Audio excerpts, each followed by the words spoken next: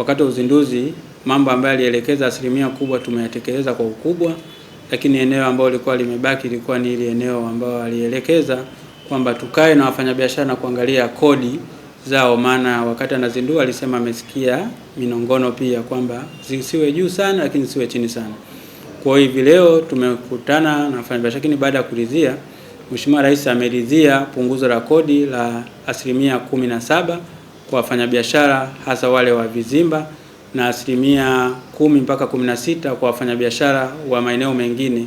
Hii ni kutokana na kwamba biashara ya eneo moja na eneo jingine inatofautiana, kwanza ukubwa wa eneo, ukubwa wa kodi, lakini pia na eneo ambalo lilipo.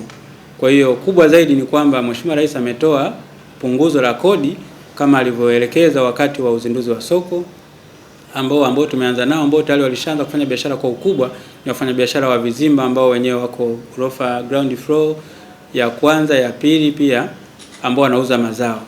Na hawa kumbuka ni wale ambao walikuwa wanafanya biashara chini, ambao sasa leo hii wamepata mahali pa kufanya biashara nzuri, lakini wao pendekezo lilikuwa kwamba wanapunguzwa vipi kodi kuweza kumudu kwamba wao waliunguliwa na nini.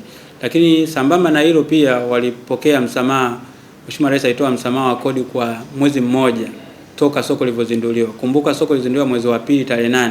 Kwa toka mwezi wa 8 walikuwa wanafanya biashara mpaka mwezi wa 3 sasa ndio wameanza kufanyia kodi zao rasmi. Kwa kubwa zaidi ni punguzo la kodi kwa asilimia 17 kwa wafanyabiashara wa vizimba na asilimia 10 mpaka 16 kwa wafanyabiashara wengine, lakini msamaha wa kodi kwa mwezi mmoja kwa sababu aliona kwamba alikuwa ameunguliwa na moto na alikuwa amepisha ujenzi. Kwa majina mimi naitwa Ramadhani Rabani Kandilo, ni mwenyekiti wa soko jipya la Kariakoo.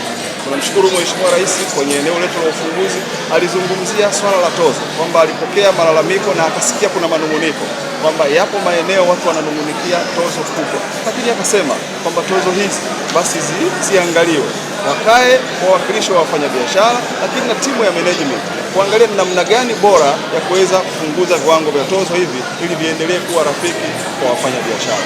Eneo hilo kwa kweli limefanyika. Niseme wazi kwamba management ya soko la Kariakoo kwa kupitia kiongozi wetu wa mtendaji mkuu wa soko Bwana Ashraf Abdul Karim ni kiongozi msikivu sana. Ameweza kupokea vyema maelekezo ya Mheshimiwa Rais wa Jamhuri ya Muungano wa Tanzania na kuyafanyia utekelezaji. Kwa majina naitwa Rehema Abdalla. Tulikuwa kwenye sintofahamu kwamba tulipewa ofa ya miezi miwili, lakini tukawa kwenye sintofahamu kuhusu swali la kodi.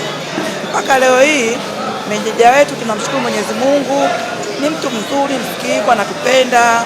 Meneja wetu ni mtu ambaye anapenda sana kutufuatilia siku hadi siku. Kwanza akiripoti tu kazini lazima afike kwenye mazingira yetu ambayo tunafanyia kazi, anatuangalia, anatathmini.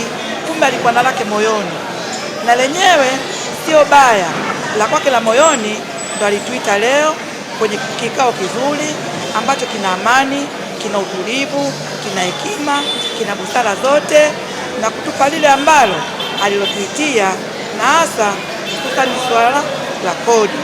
Meneja wetu ameongea vizuri kuhusiana na kodi. Tulikuwa tukisikia tu laki na 20, lakini leo akatupa yeye fursa kwa mnasemaje, tukakaa tukajadili naye vizuri mpaka mwafaka umefika. Akatuambia kuanzia leo hii mtalipa kiasi hicho ambacho sisi tumelizika nacho. Kiukweli meneja tunamshukuru, management yote, uongozi, serikali kupitia pamoja na mama yetu naye wote tunashukuru.